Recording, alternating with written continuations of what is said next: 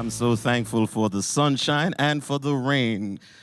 Good morning or good afternoon for those of you who are online and you are on the East Coast or wherever you may be watching from. It is good to be here with you, and I'm going to be taking you on a journey for those especially who are still in the valley, trying to come on over on this train that is moving on digital evangelism. So I want you to work with me as we go through this process. I'm Rohann Wellington, and I'm at the North American Division.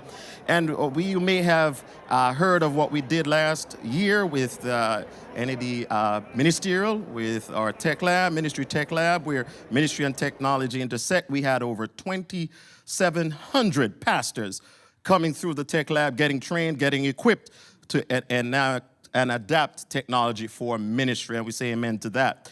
The strategic goal or focus for the North American Division is 3 M's: media, multiply, and mentorship. This focus is on media for today and how you can adopt that for your ministry and for your church. Post-pandemic, our church has changed. The reality is the blue screen. You look at the podium, you look on out, you see blue screen looking back at you. Everybody's on their iPads, their Androids, and their iPhones. That was for the previous speaker who took the shot. But then there are some churches, there was a time when you actually couldn't use your tablet devices. Anybody knows what I'm talking about? Anybody, long-time Adventists who know that it was a sin to use that? Anybody knows what I'm talking about? All right, watch with me. Welcome, and thank you for worshiping with us today. For the consideration of those around you, kindly turn off all cell phone, electronic, and messaging devices at this time. If your device should go off during announcements today, in addition to your regular weekly offering, you will be fined $25. Should your device go off during prayer concerns, the fine will increase to $50. If your device goes off during our sermon today, you're going to hell. Remember, God wants your complete attention. I promise you're not going to hell if your device goes off, because some of you are guilty of that, and some of us are guilty of that too, all right? All right, so if we want to go to the next level in what we do, if we're taking it to the next level in digital footprint of media and ministry and evangelism, I'm going to take you back to one of my staff members here from our team. He's right here. Louis is here, and Karen is here from our team. But I'll take what Louis says. Louis has a favorite aunt, Auntie Ellen. Let's see what Auntie Ellen says. Auntie Ellen says, in Evangelism 120, page 122. She says, let every worker in the master's vineyard study, plan, devise methods to reach the people where they are. We must do something out of the common course of things. We must arrest the attention. We must be deadly in earnest. Oh my goodness. So that's what I'm taking all our pastors, our conference administrators, union administrators, I'm taking you along with us on this journey. We must be deadly in earnest. All right, she also says, from Christ's method of labor, we may learn many valuable lessons. He did not only follow church evangelism. He did not only follow tent evangelism. He did not only follow, but he actually used YouTube. He actually used, Zoom. Oh, all right. You saw it right there in the text, right? In the quote, right? You saw it right there. He did not only follow merely one method. All right? All right, so technology in ministry enables 3 things. I'm helping you to journey with us through this process: worship, discipleship, and evangelism. We're trying to help our pastors, Issachar pastors, who fully understand the changing times. So, how many of you know that the world changed? And all right, who wants to say it? Who wants to say it? You are going to. All right, don't say it. Don't say it. You're all right. You're all right.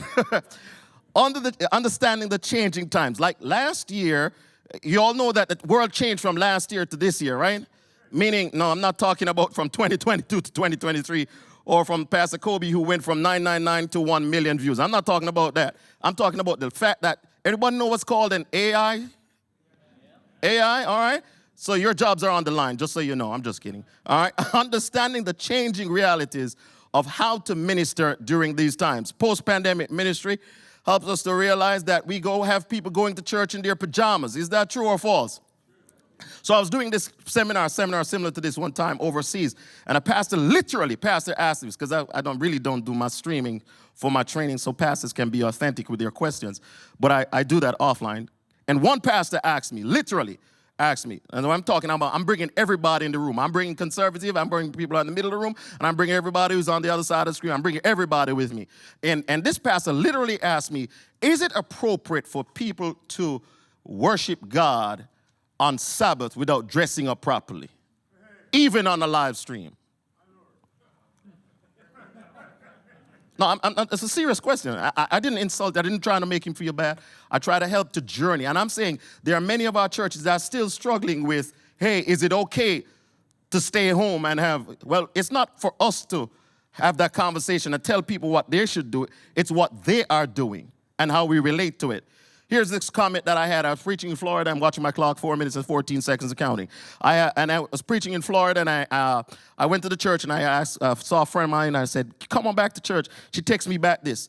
And I said, can I use this in my seminar? She said, absolutely true. Here it is. She says, I haven't been to church in so long, it's not natural anymore. It's not natural anymore. Because she's been watching, she loves my church so much, she's been watching Doggett revivals. I enjoy Sabbaths so much more now. Can anybody attest to this reality? And the truth be told, let me drop the mic. Some of you struggled with going back to church too. If you weren't getting a paycheck to go back to church, you'd be like, man, can I stay where I'm at? Because COVID changed the reality. If it challenged you, challenged your spouse, challenged your children, can you imagine how much more it's challenging for the church member? And the reality is that our members were watching, they were going to Oakwood watching for, depending on what community you're going to Oakwood, they watch Bird at the time during COVID, now Snell, and then they move across to the West Coast, Southeastern California, and they watch Loma Linda, and then they watch Ribidoux, and all these places. So they sit in one place, and they're going right across the country timeline. All right? How do we interact with them? How do we make this interactive? I've only got a few more minutes, so let me run through this. The reality is that change has already come. If you are trying to reach, and please forgive me for what I'm about to say, this is just the facts. If you need more information, please see me afterwards. If you're trying to reach the boomer generation, you have missed the mark. Because the reality is, based on this Pew Research Center research, is that the boomer generation is on the decline. Gen Xers are on decline. And Gen Xers in the house?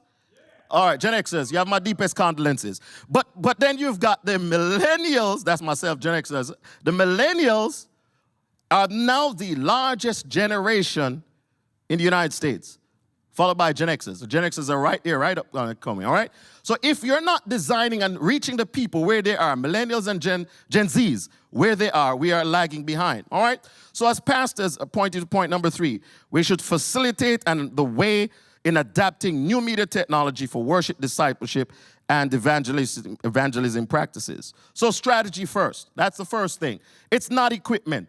Many pastors and hey, what about equipment? What equipment do I get? Hey, I don't answer those questions anymore because guess what? The equipment you have today is absolute 6 months or a year. So it's not about equipment. It's about strategy, okay? What's your desired outcome? What is your target audience? Is it Gen Xers, millennials, or Gen Zs? What's your strategy of engagement? You want to make your money right here? This is a thing called CTA, call to action. This is what you do right here that moves all your online people to engage with you. And when you have that level of engagement, you are able to move people from the pew to the baptistry. You're able to move them from the bedroom to the baptistry. You're able to move them from in their cars to a decision for Jesus Christ. It's all about that right there is where the key to it is. It's in your strategy for engagement. And it doesn't matter what platform. Adventist, I'm an Adventist. My pastor, dad's a pastor, all of it. You cut me, wake me up in the middle, I'm an Adventist. But here's the thing. Adventists look for cookie cutter programs. Hey, give me a cookie cutter recipe so I can just take this back to my church and I've got it all packed up. I can run that. There ain't no cookie cutter recipe that you're going to get from any of us here today. Just take time to strategize based on your situation and make it effective for you. All right, I got to close out. I'm going to skip over that. I'm going to skip over that. I'm going to skip over that. Community. All right, build community as you close out. I only got 15 seconds. Target audience. Who are you trying to reach? Team. Commitment. Competency and intentionality. Build across multiple platforms if you're building on social media. We talked about that, so I won't go through that. All right, what to do? Closing out. It's okay if you don't understand it all. It's okay. I'm closing. Don't worry. Call on those who can help you. All right? Here are some tech presenters. Some of them are in the room. You can call on them. These are just some of the names of those who presented for us at our tech lab. You got them in the room right here, and you can just call on them, and they can help you through this process. All right? The North American division has 1.2 million followers. You can help to multiply that in your church, in your conference, in your union, territory. How many potential digital disciples will you walk out of here committing to multiply in your church, in your sphere of influence? Digital evangelism is the way to go. Embrace the change. God bless you.